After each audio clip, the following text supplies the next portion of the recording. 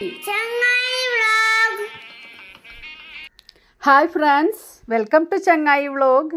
ഇന്ന് നമ്മൾ പഠിക്കാൻ പോകുന്നത് 3ാം ക്ലാസ്സിലെ ഇംഗ്ലീഷ് ഹോണസ്റ്റി പേസ് എന്ന ചാപ്റ്ററിൻ്റെ ദ ഡിസിഷൻ എന്ന ഭാഗമാണ്.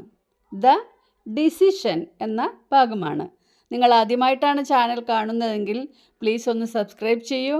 അതുപോലെ വീഡിയോസ് ലൈക്ക് ചെയ്യാനും ഷെയർ ചെയ്യാനും മറക്കല്ലേ. അപ്പം നമുക്ക് വീഡിയോയിലേക്ക് പോകാം. The decision. Months passed. മാസങ്ങൾ കടന്നുപോയി. Dum dum Dum.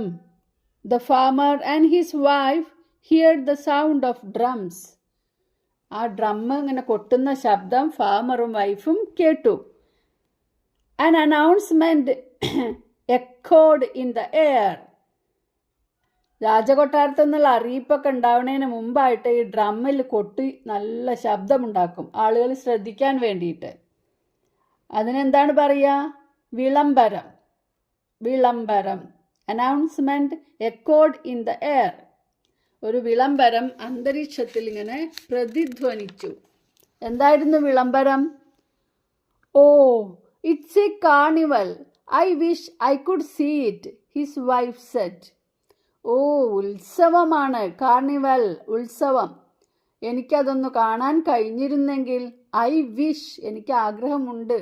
I could see it, എനിക്കത് കാണാൻ കഴിഞ്ഞിരുന്നെങ്കിൽ, അയാളുടെ വൈഫ് പറഞ്ഞു. But we don't have any money.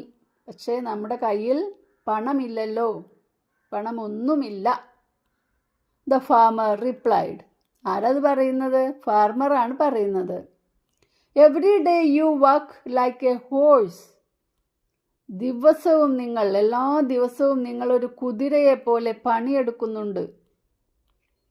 But your pockets are always empty. Empty, ഒഴിഞ്ഞത്.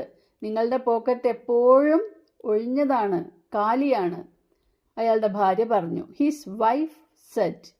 The farmer left the house without uttering a word. പക്ഷെ farmer ഒന്നും മിണ്ടാതെ, uttering A word എന്ന് പറഞ്ഞാൽ ഒരു അക്ഷരം മിണ്ടാതെ ആ വീട്ടിൽ നിന്നും പോയി. She has never demanded anything till now. How can I take her to the carnival? He was very sad. She has never demanded anything till now എന്ന് പറഞ്ഞാൽ എന്താണ്? ടിൽ നൗ, ഇതുവരെ. നെവർ ഡിമാൻഡഡ് എനിത്തിങ്, ഡിമാൻഡ് ചെയ്തിട്ടില്ല, ഒന്നും ഇതുവരെ അവൾ ആവശ്യപ്പെട്ടിട്ടില്ല. How can I take her to the carnival? എങ്ങനെ അവളെ ഉത്സവത്തിന് കൊണ്ടുപോകാൻ കഴിയും? He was very sad. അയാൾക്ക് വലിയ സങ്കടമായി. Suddenly he thought about the gold coin. പെട്ടെന്ന് അയാൾക്ക് ആ ഗോൾഡ് കോയിനെ കുറിച്ച് ഓർമ്മ വന്നു. സഡൻലി, പെട്ടെന്ന്. He decided to take it back. അയാളത് തിരിച്ചെടുക്കാൻ തീരുമാനിച്ചു.